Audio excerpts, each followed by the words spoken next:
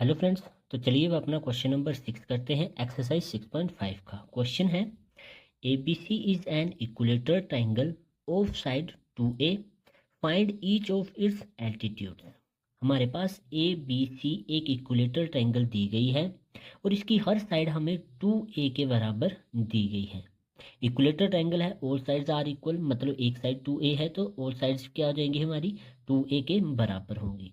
फिर हमें फाइंड करने को बोला है कि इसके जो एल्टीट्यूड्स होंगे वो फाइंड करो कि उसकी वैल्यूज कितनी होगी। तो देखिए इक्विलेटरल ट्राइंगल है, ऑल साइड्स आर इक्वल, तो इसके जो एल्टीट्यूड्स होंगे सभी, देखिए एक ये आ गया, एक यहाँ से आ जाएगा, एक यहाँ से आएगा, 3 एल्टीट्यूड आएंगे। अगर हमने एक की वैल्यू निकाली तो बाकी एल्टीट्यूड भी इसके इक्वल ही होंगे, तो हमें टोटल एक एल्टीट्यूड की वैल्यू निकालनी है। तो यहाँ पे समझिए हमारे पास एक है इक्विलेटरल ट्रायंगल। इक्विलेटरल ट्रायंगल और आइसोसेल्स ट्रायंगल की प्रॉपर्टी होती है कि अगर हमारे पास कोई भी आइसोसेल्स या इक्विलेटरल ट्रायंगल हो, उसकी ये और ये साइड इक्वल होती हैं, तो इनसे जो परपेंडिकुलर गिराया जाता है वो ये जो थर्ड साइड होती है नीचे वाली, इसको 2 इक्वल पार्ट्स में डिवाइड कर देता है। तो यहाँ से देखिए AD हमने एक परपेंडिकुलर ये गिराया है इसमें, इसने BC को 2 इक्वल पार्ट्स में डिवाइड कर दिया है।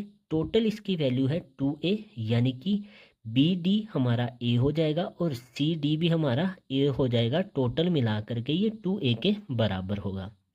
अब हमें एल्टीट्यूड निकालना है। तो देखिए हमारे पास एक राइट एंगल ट्रायंगल बन रही है ABD।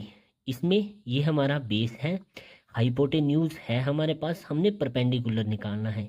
ये इस ट्रायंगल के लिए क्या है, एल्टीट्यूड का ही काम कर रहा है ना AD, तो हमें परपेंडिकुलर अपना निकालना है। अगर हमने इसकी वैल्यू निकाल ली तो अदर्स की वैल्यू भी हमारी इक्वल ही आएगी। तो सबसे पहले हमारे पास है एक इक्विलेटरल ट्रायंगल, तो लिखेंगे ABC is an equilateral triangle और AB BC और CA हमारे हैं 2A के बराबर। AB is equal to BC is equal to AC is equal to 2A, ये हमें गिवन में दिए गए हैं। आगे हमने इसमें कंस्ट्रक्शन की है, AD हमने एक परपेंडिकुलर खींचा है इसमें, तो लिखेंगे construction AD perpendicular BC। BC के ऊपर ये परपेंडिकुलर आ गया, इसने क्या किया, BC को 2 इक्वल पार्ट्स में डिवाइड कर दिया, BD और CD में, और उसकी वैल्यू क्या होगी AA। BC is equal to CD is equal to A। यहाँ तक जो हमने कंस्ट्रक्शन वगैरह की थी, जो हमें गिवन था वो लिख लिया। अब हमें निकालना है एल्टीट्यूड, यानी AD की वैल्यू हमने निकालनी है। तो हम ये वाली ट्रायंगल ले लेंगे अपनी, इस साइड 90 डिग्री का एंगल है तो इस साइड भी क्या होगा 90 डिग्री ही होगा। तो ये हमारे पास एक राइट एंगल ट्रायंगल है।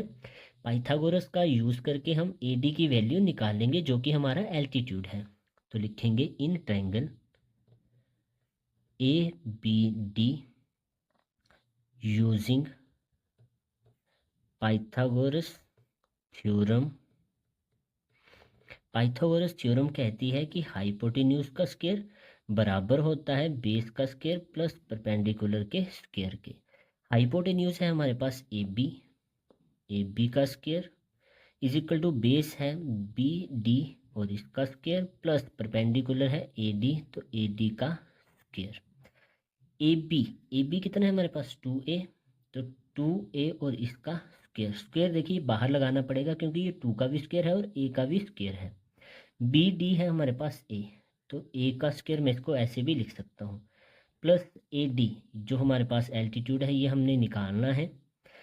2A का होल स्क्वायर, 2 का स्क्वायर 4, A का स्क्वायर A स्क्वायर, प्लस का A स्क्वायर इस साइड आके माइनस का A स्क्वायर हो जाएगा, इज इक्वल टू में AD का स्क्वायर।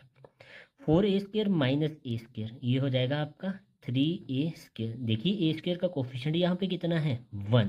अगर इसको एक और तरीके से समझना है तो ऐसे करेंगे हम, 4A का स्क्वायर माइनस A का स्क्वायर, दोनों में देखिए आपको कॉमन क्या दिख रहा है, A स्क्वायर दोनों में है, A स्क्वायर बाहर ले लिया, A स्क्वायर बाहर ले लिया, बचा क्या 4, माइनस है A स्क्वायर को किससे मल्टीप्लाई करें कि A स्क्वायर मिले हमें 1, 4 - 1 कितना हो जाएगा 3 और साथ में ए स्क्वायर। ऐसे भी आप इसको सोल्व कर सकते हैं। Is equal to A D का होल स्क्वायर। ए डी की वैल्यू फाइंड करनी है, स्क्वायर है तो स्क्वायर दूसरी साइड जाके स्क्वायर रूट बना देगा। सबसे पहले इसको सही करके लिख लेते हैं, ए डी का square is equal to 3a का स्क्वायर। स्क्वायर उधर जाके स्क्वायर रूट बना दिया। इतना क्लियर हो गया। अब आगे देखिए इस साइड है A D is equal to 3 के फैक्टर नहीं आएंगे, ए स्क्वायर के फैक्टर आ जाएंगे, ए इंटू ए। बाहर क्या आएगा हमारा, देखिए ए का पेयर बन गया तो ए हमारा बाहर आ गया, 3 का पेयर नहीं बना तो ये क्या रहा स्क्वायर रूट 3। तो ए डी की वैल्यू कितनी आ गई हमारे पास स्क्वायर रूट 3a। अगर हमारे एक एल्टीट्यूड की वैल्यू जो कि इक्विलेटरल ट्रायंगल का है स्क्वायर रूट 3a आ गई तो अदर्स की वैल्यू भी कितनी आएगी, सेम इसी के बराबर ही आएगी ना। तो लिखेंगे हम all of its altitudes are square root 3a, या फिर all altitudes of triangle A B C are square root 3a। यहाँ तक था ये क्वेश्चन, क्लियर हो गया होगा आपको। चलिए मिलते हैं नेक्स्ट क्वेश्चन के साथ नेक्स्ट वीडियो में।